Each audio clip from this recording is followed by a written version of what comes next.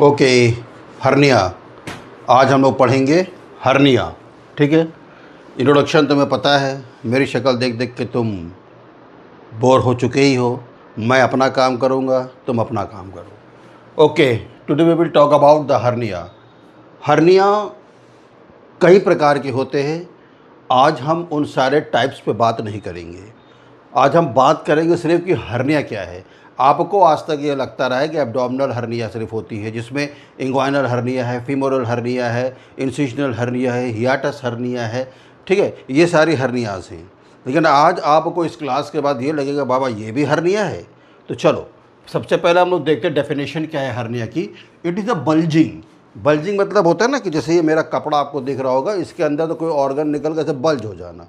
तो ये जो स्किन है, स्किन के नीचे जो मसल है, उस मसल से कोई ऑर्गन का क्या हो जाना, बल्ज हो जाना, मगर स्किन को फोड़ के बाहर नहीं आना। सो अ बल्जिंग और अ प्रोट्रूजन ऑफ एन ऑर्गन, किसी ऑर्गन का या किसी टिश्यू का, बात समझ लीजिए, ऑर्गन या टिश्यू, ठीक, थ्रू एन एबनॉर्मल ओपनिंग, यानी कि एक एबनॉर्मल ओपनिंग मसल में बन जाती है या इंग्वाइनल कैनाल में बन जाती है। ठीक है, तो इस तरीके से ओपनिंग से कोई भी ऑर्गन या कोई भी टिश्यू, फॉर एग्जांपल अगर आप इंग्वाइनल हर्निया लेते हैं तो इंग्वाइनल रिंग से जो इंटेस्टाइन होती है वो किस में चली जाती है, इंग्वाइनल कैनाल में। वो सब हम लोग बाद में लेटर ऑन डिस्कस करेंगे, पहले हम लोग हर्निया को समझते क्या है। Through an abnormal opening, either congenital hernia भी होता है बाय बर्थ, या फिर एक्वायर्ड या मतलब एक्वायर्ड किसी डिफेक्ट के कारण। डिफेक्ट क्या हो सकता है, मसल वीकनेस, ठीक है, या फिर कोई ट्रॉमा या एक्सीडेंट, ठीक है, वेट लिफ्टिंग, लाइक दैट। बहुत सारे कॉजेज हम लोग डिस्कशन करेंगे। ठीक है, now certain types of hernia. So abdominal hernia, cerebral hernia and spinal hernia, ये दोनों हर्निया आप नहीं जान रहे थे। ठीक है, और इस पे हम लोग सब डिस्कशन करेंगे। अब ये सीरीज़ लंबी हो जाएगी हर्निया की। एनी हाउ, नाउ इसमें क्या है, inguinal hernia, umbilical hernia, hiatus hernia, incisional hernia, femoral hernia. Got the point? ठीक है, this all comes under the abdominal hernia, क्योंकि इन सबों में एब्डोमिनल ऑर्गन क्या होते हैं, वो प्रोट्रूड हो जाते हैं किसी भी एक ओपनिंग से, किसी भी एक कैनाल से, या फिर डायरेक्ट मसल। अगर मसल वीक होता है तो एब्डोमिनल ऑर्गन इस तरीके से करके बाहर चले आते हैं। इसी को बेटा बोलते हैं बल्जिंग या प्रोट्रूजन, मगर स्किन फोड़ के बाहर नहीं आते हैं, ये ध्यान रखना।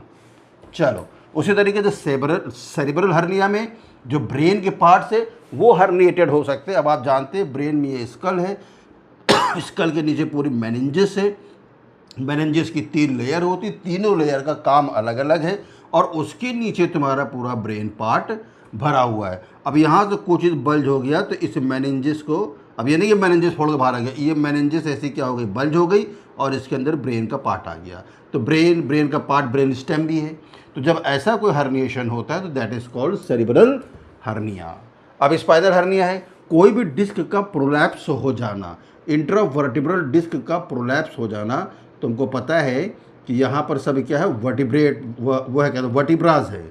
ठीक है, there are 26 vertebrae in adult, और ये सारी वर्टिब्राज के बीच में क्या होती है बेटा,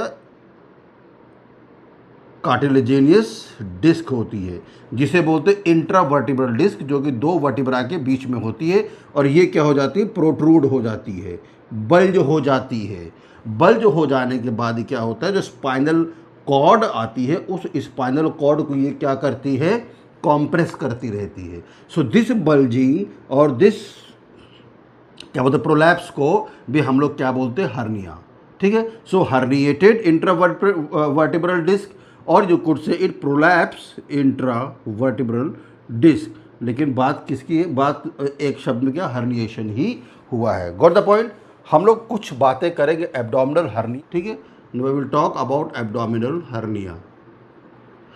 अब ये जो तुम्हें मालूम हो गया, सपोज दिस इज एब्डोमेन, मस्त टाइट एब्डोमेन है, इसके अंदर सारा माल मटेरियल भरा हुआ, तुमको पता है। मोस्टली क्या होता है, जो इंटेस्टाइन होती है बेटा वो बल्ज हो जाती है। ठीक है, जब ये इंटेस्टाइन क्या होती है, प्रोट्रूड हो जाती है, तो ये स्किन ऐसे क्या हो जाता है, बल्ज हो जाता है। This is the intestine. Got the point, ठीक है। सो अब इसमें क्या होता है, अभी हम लोग सिंपली बात करेंगे, बाकी में डिटेल बात करेंगे इंग्वाइनल हर्निया वगैरह की। तो बेटा जब एब्डोमिनल हर्निया में अगर इस तरीके का प्रोट्रूजन हो गया है, इसका मतलब ये हर्निया हो गया, वो कोई भी हर्निया हो, इंग्वाइनल फिंग्वाइनल जो भी हो, बस अभी क्या है प्रोट्रूजन हुआ है। तो हर्निया को मैनिपुलेट करके आप क्या कर सकते हैं, रिड्यूस कर सकते हैं। मैनिपुलेट करके आप क्या कर सकते हैं, इस हर्निया को जो बल्ज हो गया उसको रिड्यूस कर सकते हैं। जब ऐसा हर्निया मैनिपुलेट करने से रिड्यूस हो जाता है एब्डोमिनल में, then that is called reducible hernia, ठीक है। अभी हम किसी इंग्वाइनल या अम्लाइका की बात नहीं कर रहे हैं, मैनिपुलेट करने से आपने धीरे धीरे धीरे धीरे चलाया और उसको वापस डाल दिया, ठीक है। पेशेंट जब खड़ा होता है या खांसता है तो ये फिर बल्ज हो जाता है, फ्लैट लेट जाता है तो फिर से क्या होता है, ये एब्डोमिनल ऑर्गन वापस चला जाता है। इस कंडीशन में क्या बोलते हैं उस हर्निया को, that is a reducible hernia. मेरी बात आप लोग समझ रहे हैं, ठीक है। लेकिन अगर हर्निया रिड्यूस ना हो, अगर आप ठेलने के बाद भी अगर हर्निया अंदर की ओर नहीं जा रहा, हर्निया मतलब जो भी ऑर्गन प्रोट्रूड हो चुका वो अंदर की ओर नहीं जा रहा है और इस तरीके से एब्डोमिनल कैविटी नहीं हो जा रही प्लेन चिकनी मस्त, तो उसको क्या बोलते हैं, इर्रेड्यूसिबल हर्निया, इर्रेड्यूसिबल हर्निया। मेरी बात समझ रहे हैं आप लोग ना, व्हाट आई वांट टू से। तो अब ये तो नहीं जाएगी, तो ये चली जाएगी, तो ये नॉर्मल है। मगर अगर ये नहीं गई तो ये खतरनाक है, क्योंकि ये क्या होती है, जो यहाँ पर ऐसे रिंग बनाई है, जो एक रिंग बनी है, ठीक है, मसल को जो फोड़ के निकली तो मसल तो कमज़ोर हो गया है। कभी कभी क्या होता है बेटा कि जो इंटेस्टाइनल पार्ट होते हैं वो क्या हो जाते हैं, फंस जाते हैं रिंग में क्या हो जाते हैं, फंस जाते हैं। जब रिंग में फंस जाते हैं तो उनके अंदर स्मॉल इंटेस्टाइन या large intestine what ever it is जो प्रोट्रूड हो गया, उसके अंदर ब्लड सप्लाई क्या हो जाती है, ऑक्लूड हो जाती है, मतलब कि ब्लड सप्लाई रुक जाती है। जब ब्लड सप्लाई रुक जाती है, ये मैं बात कर रहा हूँ इरिड्यूसिबल हर्निया की, ये तो मस्त है, मस्त मतलब डिजीज़ तो है, मतलब प्रॉब्लम तो है ही है, मगर इसकी ये जो खतरनाक होता है, ब्लड सप्लाई ऑक्लूड हो जाती है, उस कंडीशन में उस हर्निया को क्या बोलते हैं, strangulated hernia, that is called strangulated hernia. But the point, ये डेंजरस है, दिस इज डेंजरस क्योंकि फंस गया है और इसमें इमीडिएट ट्रीटमेंट की ज़रूरत है। तो बेटा इस स्ट्रैंगुलेटेड हर्निया का साइंस ये सभी के लिए वो लागू होगा, चाहे वो फीमरल हो, चाहे इंसिजनल हो, चाहे इंग्वाइनल हो, चाहे हियाटस हो, वॉट एवर, कहीं पर भी फंस गई, जिस रिंग से बाहर निकली उस रिंग में कहीं पर भी फंस गई तो उसमें ब्लड सप्लाई नहीं होगी। उस कंडीशन में होगा क्या, पहले बात तो उसको स्ट्रैंगुलेटेड हर्निया बोलेंगे। स्ट्रैंगुलेटेड इसलिए बोलेंगे क्योंकि वो रिड्यूस नहीं होता, तो नहीं होता तो क्या कर भी, तो उसमें साइन सिम्टम होगा।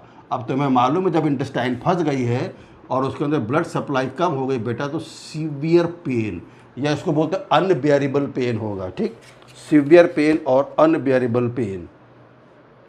मेरी बात समझ गए आप लोग, ठीक है। अब चूंकि एब्डोमेन वो इंटेस्टाइन फंस गई है तो बेटा नौजिया होगा, बैक नौसिया, और तुम्हें मालूम है नौसिया होगी तो भगा भग उल्टी भी होगी। उल्टी क्यों होगी, क्योंकि अब suppose this is a ring और इस रिंग में आके ऐसे करके फंस गई है, अब ये वापस नहीं जा रही है, ये रिड्यूस नहीं हो रही है, तो नौजिया एंड वॉमिटिंग, ठीक है।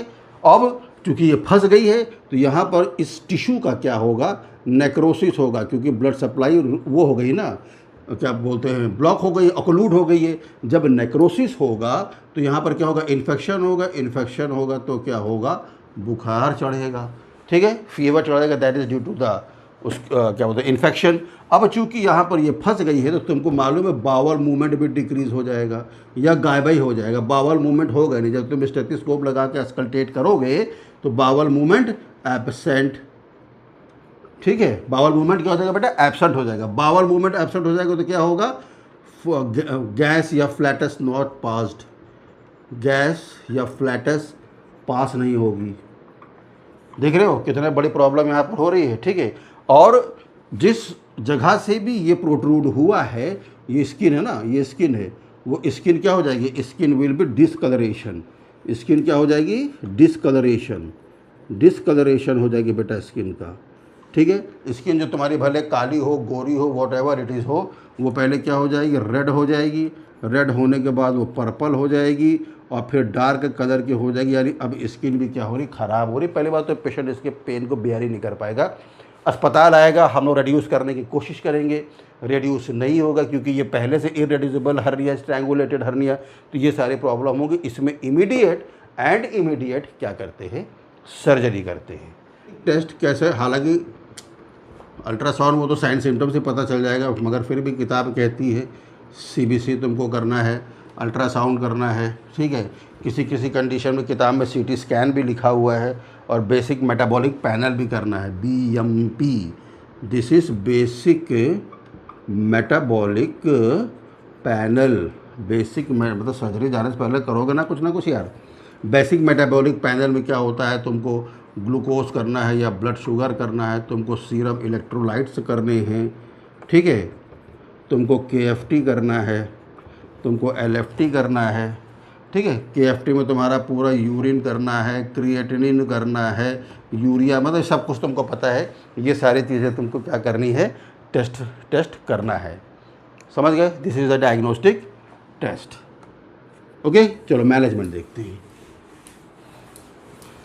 Management, what is the management? Surgical management ही है, क्योंकि इसमें फंस गई है, रेड्यूस नहीं हो रही है, तुमने अरब बरब आचा पाचा सब लगा रखा है, लेकिन वो वापस नहीं जा रही है। तो मैनेजमेंट क्या है बेटा? सर्जिकल।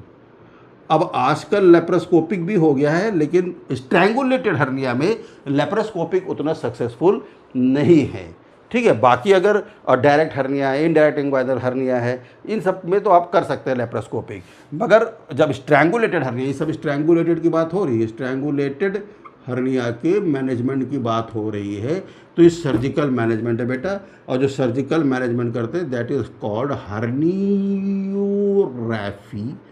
रैफी मतलब होता है रिपेयर करना, या फिर हर्नियोप्लास्टी। हर्नियोप्लास्टी में क्या करते हैं, हर्नियोप्लास्टी, ठीक है। हर्नियोप्लास्टी में बेटा प्रोलीन मेश आती है, प्रोलीन मेश, एक जाली सी प्रोलीन की बनी हुई होती है, खूब बड़ी सी रहती है, ऐसे महीन जाली। तो होता है क्या, जैसे आपने एब्डोमेन खोला, suppose this is your abdomen, यहाँ bulge, not your abdomen, patient abdomen, ऐसे बल्ज हुआ है, ठीक है। ये मसल यहाँ पर ऐसे आ गया है, और ये इंटेस्टाइन यहाँ पर पार्ट क्या हुआ था, ऐसे करके बल्ज हो गया था, ठीक है। यहाँ पर रिंग में ऐसे जाकर रिंग में ऐसे फंस गया था।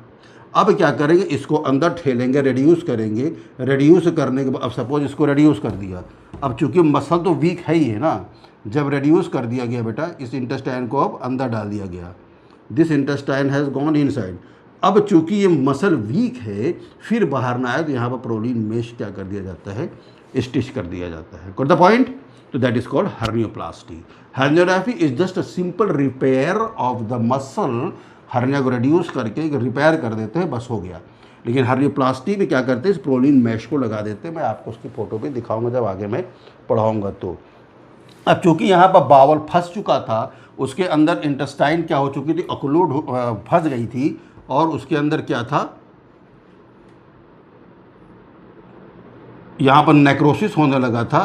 तो इस कंडीशन में बेटा कभी कभी इंटेस्टाइन पूरी ख़राब हो जाती है, सड़ जाती है, तो रिसेक्शन ऑफ वो भी करते हैं। तो स्मॉल बावल का रिसेक्शन भी करते हैं हर्नियोप्लास्टी के साथ साथ। स्मॉल बावल जहाँ से भी स्ट्रैंगुलेटेड हुआ, उतना पाइप काट दो, उतना हिस्सा काट दो, plus end to end anastomosis. End to end anastomosis, anastomosis जहाँ पर ट्यूबुलर ऑर्गन होता है ना, सपोज ये इतना काट दिया गया, मान लो जिजुनम का कुछ पार्ट था, उसको काट देंगे, स्ट्रैंगुलर तो काट दिया। अब इसको जोड़ना भी तो है, तो इसको जब ये दोनों एंड को जोड़ते हैं तो this is called end to end anastomosis. तो स्मॉल बावल रिसेक्शन कर देते हैं बेटा उसमें, ठीक है, या कोलन रिसेक्शन लार्ज इंटेस्टाइन का, या लार्ज इंटेस्टाइन का भी रिसेक्शन कर देते हैं, इंटेस्टाइन, ठीक है, large intestine resection, colon resection. और अगर बहुत ज़्यादा रहता है तो क्या कर देते हैं, कोलोस्टॉमी, ठीक है, ताकि कुछ दिन तक क्या रहे, वो लार्ज इंटेस्टाइन हील हो जाए। हील हो जाने के बाद फिर उसको वापस अंदर डाल के और क्या कर देंगे, क्लोजर कर देंगे, ठीक है। So this is, if you like the content, मेरी भाई अपील आपसे, हर बार अपील करता हूँ, आप अपील को फॉलो करिए प्लीज़, लाइक करिए, शेयर करिए, कमेंट करिए, प्लस अबव ऑल सब्सक्राइब करिए। बेटा इस सब में कुछ जाता नहीं है, आपका तो कुछ नहीं जाता है, और मुश्किल से मुश्किल ये सब में हार्डली 15 से 20 या 30 सेकंड लगते हैं, लेकिन हम लोगों के लिए ये टॉनिक का काम करता है, ठीक है। क्योंकि हम लोग ऐसी इसमें अवस्था में वीडियोस को बनाते हैं, यहाँ पर बहुत गर्म है, लाइट की प्रॉब्लम्स रहती है। मतलब ये कोई दया का कारण मैं नहीं बता रहा हूँ, मगर इसलिए सिर्फ आपको बता रहा हूँ कि इसके पीछे का परिश्रम है। इसके पीछे आपका सिर्फ फोकट का मुझे एक लाइक चाहिए, एक शेयर चाहिए, आप कमेंट करिए, सवाल पूछिए, जो नई टॉपिक बनाना उसको बताइए, ठीक है। जैसे अभी एक अंकल ने मुझे भेजा था हर्निया आप बताओ, तो मैं हर्निया में बता रहा हूँ उसको, ओके। और सब्सक्राइब करिए, ठीक है। Thank you.